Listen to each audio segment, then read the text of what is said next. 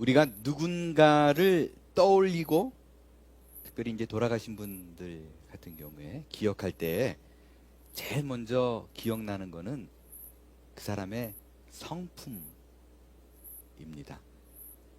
그가 뭘 이뤘던 사람인가, 뭘 가졌던 사람인가 보다 그가 어떤 사람이었는가 라는 성품을 기억합니다.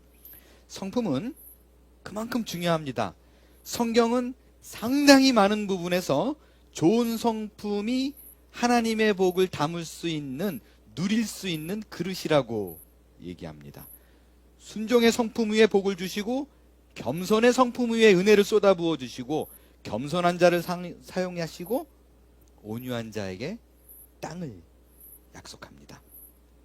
우리가 잘 알고 있는 복의 엑기스라고 말하는 것은 성경의 팔복입니다. 마태복음 5장에 나와 있는 이 팔복도요, 결국에는 8가지 성품입니다. 온유한 자, 의에 줄이고 목마른 자, 긍휼히 여기는 자, 다 성품입니다. 여러분, 좋은 성품을 가진 것은 내가 이 땅에서 누릴 수 있는 가장 큰 복 중에 하나일 것입니다.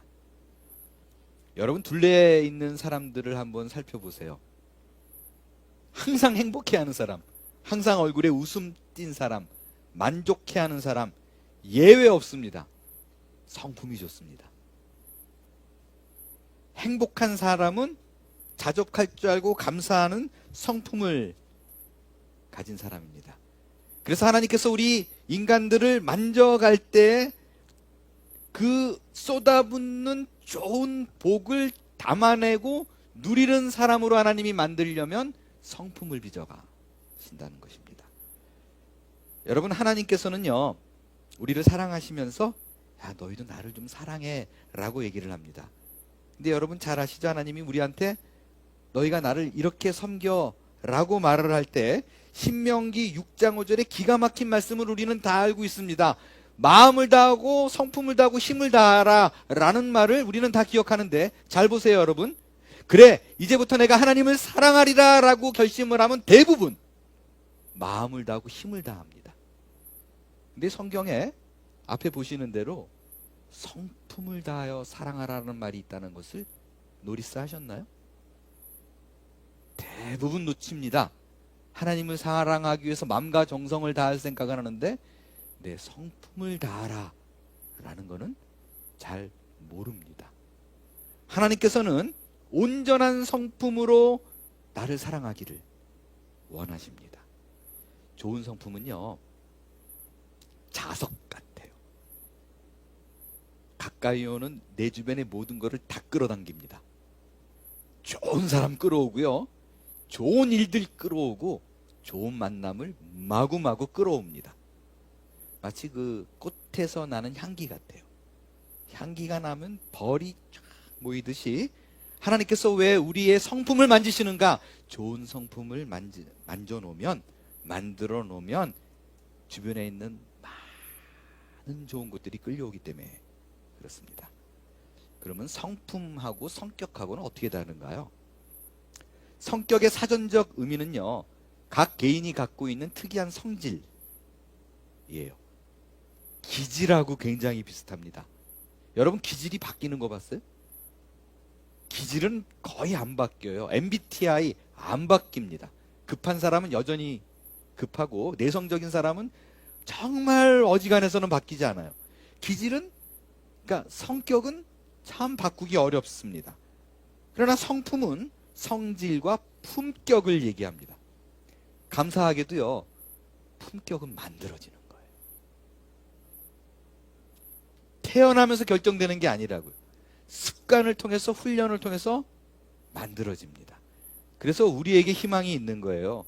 만약에 성질이 하나님의 복을 받는 비결이다 그러면 평생 고래고래 소리 지르느라고 그 불같은 성격 못 참아가지고 복 못 받을 만한 사람들 우리 중에 있잖아요. 그죠? 기질이 모난 사람 있어요. 괜히 시비 걸고 티나고 한마디를 해도 꼭 걸고 넘어지고 곱게 안 말하고 이런 사람들이 있어요. 안 바뀌어요. 안 바뀌어요. 근데 그런 사람을 복 받을까? 고민이 돼요. 그래서 그 성질로 복 받는다 그러면 어려워요. 그러나 성품을 통해서 복을 누릴 수 있다라 그러면 내가 얼마든지 하나님이 주시는 복을 담을 수 있는 그릇으로 변화할 수 있다라는 것입니다. 오늘부터 하나님의 복을 누릴 수 있는 성품에 대한 공부를 시리즈로 하겠어요. 제가 말씀을 준비하면서 도움을 주신 분들은 강준민 목사님, 이영숙 박사님, 앤디 스탠리 목사님, 크리스토퍼 피러슨의 책들과 미디어의 도움을 받았습니다. 여러분 그 유튜브에요, 폭도 미국 경찰 한번 쳐보세요. 우리가 미국에 살아서 어쩌면 우리에게는 굉장히 익숙할 수 있지만 한국에 있는 사람들은 깜짝 놀라는 내용들이 많이 나와요. 어떤 부분이 나와요? 미국 경찰들은요 무자비합니다. 작은 범죄를 다룰 때도 무슨 큰 범죄 한 것처럼 막 총 차고 들어가잖아요. 여자라고 봐주는 거 없어요. 한두 마디 했다가 말 안 들으면 팔 꺾어요. 수갑 채워요. 넘어뜨려요. 때려요. 폭도 미국 경찰 그러면 무자비 나와요. 반면에 한국 경찰은 어때요? 부탁하죠. 경찰한테 잡히면 먼저 이렇게 나이가 어려우면 야 너 뭐 이러고 나오면 아이 선생님 면허증 좀 주시겠어요? 이러고 얘기하고, 가정폭력 신고 들어와가지고 미국 사람은 어때요? 미국 경찰은 오픈 더 더! 그러다가 안 열면 어떻게 해요? 부숴요. 한국 경찰 그 추적 몇 분 그런 거에 보세요. 문 좀 열어주세요. 아이 그러니까요 문 좀 열어달라니까요. 이렇게 얘기해요. 실제 그렇게 얘기해요. 플리즈 합니다.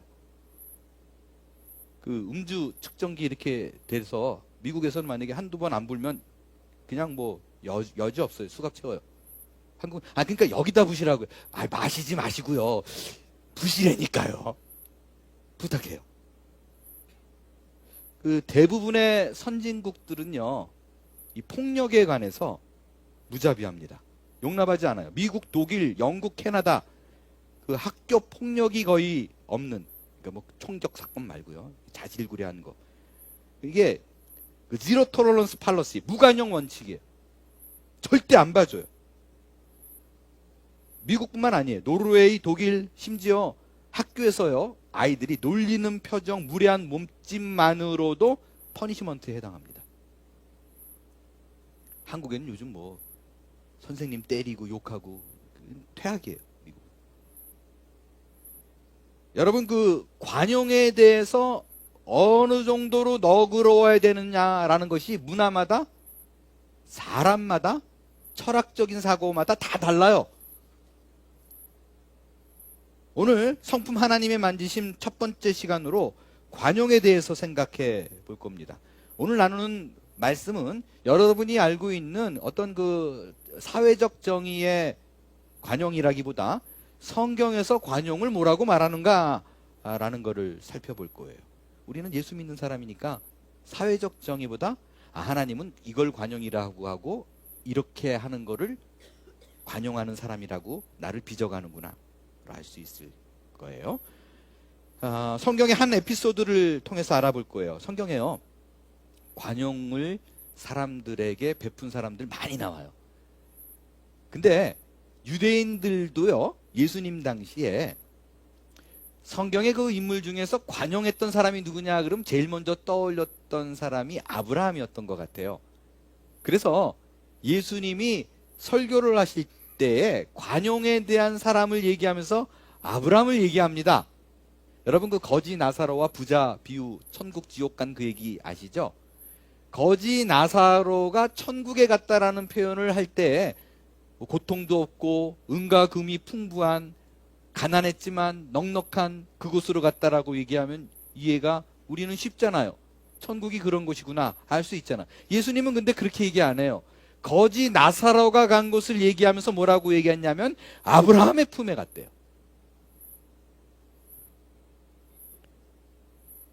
그러니까 아브라함은 가난하고 멸시받고 돌봄이 필요한 사람에게 그렇구나, 거기 가면 이렇게 품음을 받을 수 있겠구나라고 알 수 있는 대표적인 인물이라는 것입니다. 오늘 본문이 바로 그 아브라함이 삶 속에 관용이 나타난 한 장면이에요. 그 아브라함은 갈대아 우르에서 하나님의 부름을 받아가지고 하란을 거쳐서 가나안 땅에 도착합니다. 이 에피소드를 통해서 하나님이 우리에게 요구하시는 관용이 무엇인가, 우리가 어떻게 살아야 되는가 라는 것을 살펴볼 것입니다. 성경에 말하는 관용, 어떤 마음인가? 사람을 중요하게 여기는 마음입니다. 갈대아 우르를 떠났던 아브라함과 롯은 시간이 지나서 부자가 되어 2절에 보면 가축과 은과 금이 풍부했더라, 부자가 됐다라는 뜻입니다. 그때 생각지도 못한 일이 벌어집니다. 철떡같이 의지하고 살았던 그 조카 롯이 들이받죠. 떠나겠다고 얘기를 해요. 왜 그런 일이 벌어졌어요? 아니, 롯도 재산이 있고 아브라함도 재산이 있는데 가축이 많았다 그러잖아요. 근데 이 가축을 꼴을 먹이는 장면에서 롯의 가축이 와가지고 꼴 먹고 가면 아브라함의 양떼를 치는 목자들이 야 없다. 그러니까 싸움이 나는 거예요. 싸움이 나는 거예요. 그래서 이래선 안 되겠다. 아브라함이 판단을 해요. 롯과 헤어질 때가 됐다라고 생각합니다. 그때 어떤 방법을 썼어요? 우리가 아브라함 시리즈에 사실 구체적으로 배워서 제가 깊이 다루진 않을 거예요. 어떤 방법을 써요? 나눌 때, 헤어질 때. 아브라함이 이렇게 얘기하죠. 너는 좌하면 나는 우하겠다. 네가 레프트 사이드로 가면 난 라이트 사이드로 갈게. 네가 라이트 사이드로 가면 난 레프트 사이드로 갈게. 라고 얘기를 합니다. 그러니까 야, 네가 봤을 때 진짜 좋다고 생각하는 거 너 가져. 이거라고요. 우선권을 줘요. 뭐를 얘기해요? 여러분, 진짜 내가 하나님의 성품으로 정말 복을 받는 사람으로 거듭나기를, 빚어지기를 결심하면 첫 시간부터 여러분이 생각해야 될 것이 있습니다. 사람을 중하게 여기세요. 관계를 중하게 여기십시오. 모든 걸 다 얻어도 사람을 얻지 못하는 신자는 하나님께서 성품을 다하여 하나님을 사랑하는 것으로 인정하지 않습니다. 근데 사실 아브라함이 이럴 필요 없어요. 왜냐하면 아브라함은 조카 롯을 데리고 나왔을 때 아브라함은 자녀가 없었잖아요. 원래 이 처음에 갈대아 우르를 떠날 적에는 롯의 아버지가 있었어요. 근데 중간에 죽었어요. 근데 아브라함은 자녀가 없었어요. 그래서 정말 내 자식처럼 돌봤었어요. 근데 뒤통수 때린 거예요. 나이 들어서 좀 살만하니까 헤어집시다. 이렇게 나온 거예요. 들이받는 거예요. 패도 돼요. 실제 그래요. 우리가 예전으로 돌아갔을 때 어른들이 애들 훈육 삼아 매질하는 거를 욕하는 사람이 없었잖아요. 아브라함의 당시의 유대인 문화, 지금도 그렇지만 우리랑 똑같아요. 연장자를 우대하는 문화예요. 회 때려도 돼요. 야단쳐도 돼요. 안 해요. 안 해요. 연장자를 우대하는 문화이기 때문에 내가 나이가 많으니까 내가 선택할게. 그래도 돼요. 근데 안 해요. 근데 안 해요. 오로지 너의 유익을 위해서 맡깁니다. 저는요, 이 장면을 보고 그렇게 생각할 수도 있죠. 야, 역시 아브라함은 그릇이 다르구나. 진짜 성품이 온유한 사람이었구나. 라고 생각할 수도 있죠. 근데 저는 그러지 않았을 것 같아요. 온유한 성품이라서 네가 원하는 대로 해 라고 보내주지 절대로 안 그랬을 것 같아요. 왜 그렇게 장담하냐면요, 기본적으로 그럴 수 있는 사람이 많지 않아요. 우리 중에 누군가가 그래? 내 뒤통수 때려? 나 맞아? 그래? 내가 아버지 없이 키웠어? 그래? 괜찮아 라고 말할 수 있는 사람은 예수님이 굳이 필요 없어요. 스스로 천국 갈 수 있어요. 그런 관점에 봤을 때 아브라함이 그랬을 것 같진 않아요. 착해서 보내준 거 아니에요. 근데 어떻게 보내줄 수 있었는가? 그 배은망덕한 조카 롯을 가볍게 그래 가! 관용을 베풀 수 있었던가? 옳게 왔다고 생각한 거예요. 왜 그런가? 여러분, 맨 처음 하나님께서 갈대아 우르에서 아브라함을 부를 때 세 가지를 떠나라 그랬어요. 고향, 친척, 아버지 집. 갈대아 우르를 떠났으니까 고향 떠난 건 순종했어요. 아버지 되라? 도중에 죽었어요. 시간이 지나서 자연스럽게 원하지 않지만 순종하게 됐어요. 하나 남았어요. 친척을 떠나라 그랬는데 롯을 계속 붙들고 있었어요. 아브라함은 믿음의 여정 속에서 계속 이게 걸렸을 거예요. 그 시리즈 때 얘기했지만 믿음 좋아서 나간 게 아니라 그랬잖아요. 그냥 떠밀려 나간 거지. 그런데 시간이 지나면서 믿음이 생기기 시작하면서 계속 하나 걸리는 거예요. 롯, 친척 떠나라 그랬는데, 하나님이 복을 받으려면 순종해야 되는데 이게 걸렸는데 어느 순간 롯이 뚝 대들더니 떠나겠대요. 그때 아브라함은 인자한 사람이서가 아니라 올 게 왔구나 이걸 안 거예요. 무슨 말이냐? 롯이 나를 들이받는 게 얘가 하는 것도 아니고 하나님이 민다는 걸 아는 거예요. 마치 갈대아 우르에서 떠밀려 나왔듯이 하나님께서 이 순간에 롯을 통해서 나한테 순종을 요구하는구나 라는 걸 깨달은 거예요. 자신이 복을 받기 위해서 말씀에 순종해야 돼요. 근데 하나님이 재촉하고 있구나. 이 롯이 4가지 싹아지가 없어서 대드는 상황 속에서도 분노가 나지만 그 뒤에서 일하시는 하나님을 보는 거예요. 그래서 과감하게 결단을 내린 겁니다.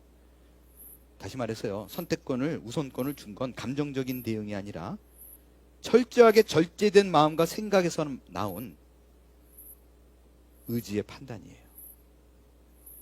여러분, 어려운 상황이 눈앞에 놓여 있나요? 진짜 꼴보기 싫은 사람이 내 앞에 있나요?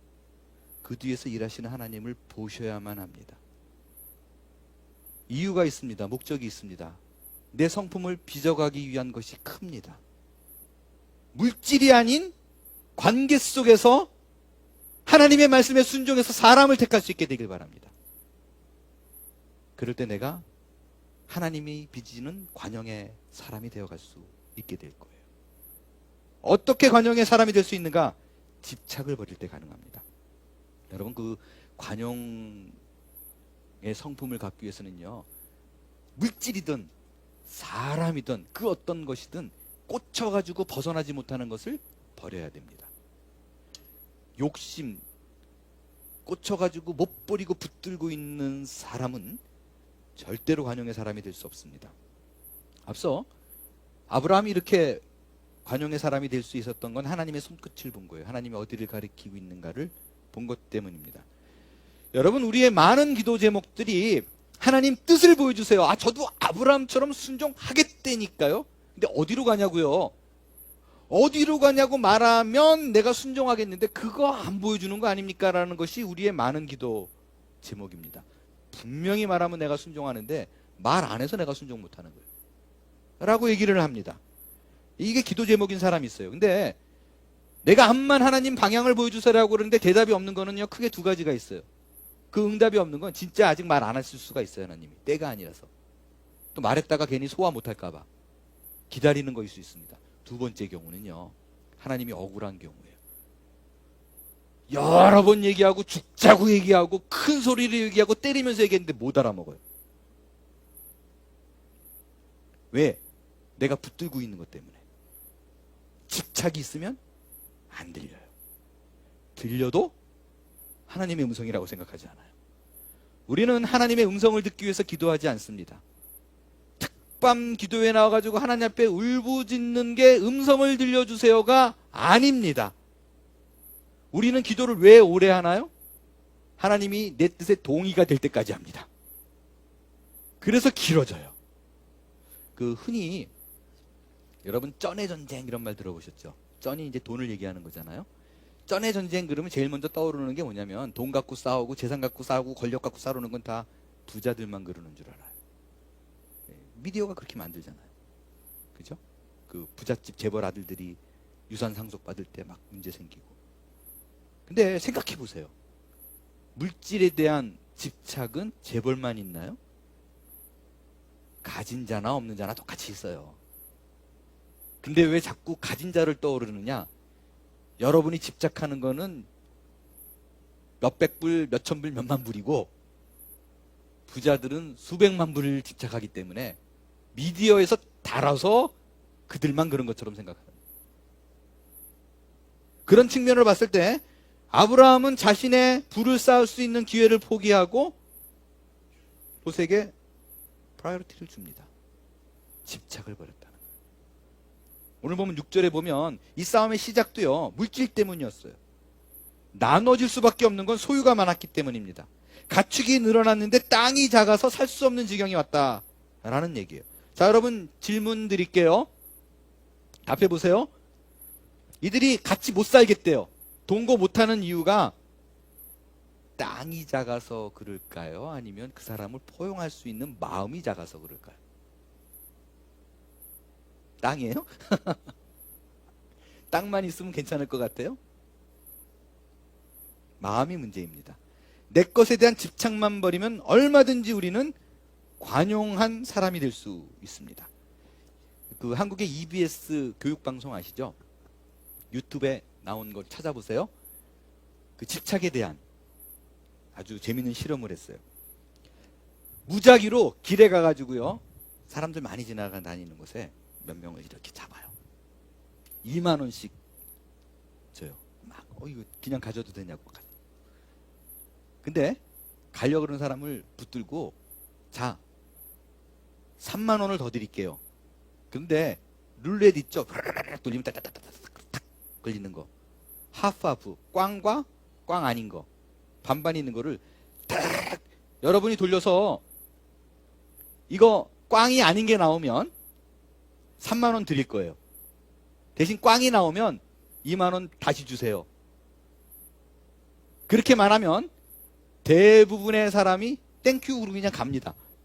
안 돌려요. 왜? 2만 원 받은 게 어디예요? 그죠? 안 돌립니다. 실험을 바꿨어요. 아무나 잡아서 5만 원씩을 줍니다. 그리고 여러분 앞에 실험을 좀 하고 싶어요. 아, 근데 제가 잠깐 착각했어요. 그 받은 5만 원 중에서요, 3만 원을 좀 돌려주세요. 원래 2만 원 주는 거였는데요, 잘못 줬어요. 3만 원 뺐어요. 그 다음에 미안하니까 룰렛 게임을 하겠어요. 이거 게임해가지고 꽝이 안 나오면 지금 뺏은 3만 원 줄게요 라고 말하면 대부분 돌립니다. 왜? 3만 원 뺏긴 거예요. 2만 원 벌었다고 생각 안 해요. 3만 원을 잃어버렸다라고 생각합니다. 내 손에 들어온 것에 대한 그 잠깐 사이에 집착이 생긴 거예요. 대부분 돌렸는데 꽝이 안 나와가지고 3만 원 가져가면 좋아하는데 안 나와서 2만 원 뺏겼어요. 그럼 어떨 것 같아요? 분노합니다. 손해봤다고 생각합니다. 자괴감까지 듭니다. 내가 왜 돌렸는가? 그냥 갈걸. 내 것에 대한 집착이 이렇게 사람을 망가뜨립니다. 여러분, 새해에는 물질에 대한 집착에서, 사람에 대한 집착에서 벗어날 수 있게 되길 바랍니다. 그럴 때 관용의 사람이 되어서 더 큰 일을 이룰 수 있게 된다는 것입니다. 마지막 세 번째, 어떻게 하면 성경에서 말하는 관용의 사람이 될 수 있는가? 여러분, 내가 지금 갖고 있는 게 최고예요. 하나님께서 나한테 커스터마이즈해서 준 거예요. 사람이건 물질이건 시간이건 잡이건 어떤 사업이든 작건 크건 나한테 맞아서 그만큼 준 거예요. 이걸 깨달으면 관용의 사람이 될 수 있어요. 아브라함이 롯에게 네가 좌하면 나는 우하고 네가 우하면 나는 좌하리라고 말할 요 장소가 어디였냐면요, 베델이에요. 가나안 땅이에요. 거기 서가지고 너 이쪽으로 갈래 저쪽으로 갈래 얘기를 해요. 그랬더니 롯이 이렇게 보니까 와, 소돔 땅이 여호와의 동산 같대요. 물이 넉넉해요. 애굽 땅 같더래요. 거침없이 소돔 땅을 택합니다. 베델 입장에서 보면 베델의 위치에서 소돔 땅이 어디냐면요, 남쪽이에요. 보이죠? 베델이 위쪽에 있고 소돔은 남쪽에 있어요. 자, 근데 아브라함이 뭐라고 약속했어요? 네가 좌하면 나는 우하겠다, 네가 우하면 나는 좌하겠다라고 얘기했어요. 베델 땅에서 롯이 남을 택했어요. 사우스를 택했어요. 그러면 아브라함은 어떻게 해야 돼요? 노스로 가야죠. 북쪽으로 가야지 자기 약속 지키는 거잖아요. 롯이 남쪽을 택했는데 아브라함이 북쪽으로 가지 않아요. 어떻게 해요? 그냥 거기 있어요. 가보내고 가나안 땅에 그냥 있어요. 안 가요. 안 갑니다. 왜 아브라함은 떠나지 않고 그 자리에 있었을까? 그는 갈대아 우르를 떠나서 하란을 지나서 가나안 땅에 오는 과정 속에 알았어요. 하나님이 주시는 복은 자리의 문제가 아니라는 것을요. 사람의 문제도 아니라는 걸. 복은 하나님께로부터 온다. 그거면 된다라는 거예요. 여러분 혹시 이사했더니 야 일이 잘 풀려, 그런 소리 하지 마세요. 터가 좋아서 일이 잘 되는 게 아니에요. 하나님이 복을 줘서 우리가 잘 되는 겁니다. 풍수지리로 무언가를 가지 마세요. 풍수지리로 하면 청와대에 들어간 대통령들은 다 잘 돼야죠. 제일 좋은 자리에 떡 앉혀놨는데. 그렇잖아요. 하나님이 함께하면 잘 된다는 믿음이 있으니까 whatever 아무거나 해 이거예요. 나는 하나님이 보호해. 하나님이 해. 결혼하기 전에 아내와 이제 연애를 막 시작했을 때 얘기예요. 이제 서로 이제 이 사람이랑 의지를 해도 되는가, 평생을 살아도 되는가, 그런 생각들을 보고 있었잖아요. 근데 아내가 이런 얘기를 하더라고요. 결정을 자꾸 못 하는 거예요. 제가 10번 만에 결정하라 그랬거든요, 만나고. 그때는 뭐 32살, 한국 나이로 32살이었어가지고 이렇게 미루지 말고 한 10번, 20번 만나자 그랬더니 안 된다 그래서 19번, 18번 막 그러다가 10번 더 이상은 안 돼 그랬더니 지쳐서 10번으로 해가지고 10번을 만나기로 결정을 하기로 했어요. 근데 이런 얘기를 하더라고요. 성격상 본인은 무언가를 결정하기가 너무너무 어렵대요. 신중하대요. 저는 그냥 결정해요. 아주 쉽게 결정해요. 말도 안 되는 것도 쉽게 결정해요. 좀 그런 성격이에요. 근데 아내는 굉장히 신중합니다. 근데 본인이 한번 딱 결정하고 나면 다른 생각 안 한대요. 그 안에서 어떻게든 만족을 누리는 스타일이래요. 그래서 이렇게 좋은 남편을 왜 이렇게 크게 웃어요? 그러면서 이런 예를 들었어요. 이 얘기를 하면서 자기 가족들이죠. 지금 장인 장모님 그 가족들, 딸들도 다 결혼하기 전에 교회에서 피크닉을 가면, 교회가 작은 교회는 아니었거든요. 4,500명 되는 교회였었기 때문에 이렇게 피크닉을 가면 사람들이 이제 어느 자리가 좋을까 막 이렇게 찾잖아요.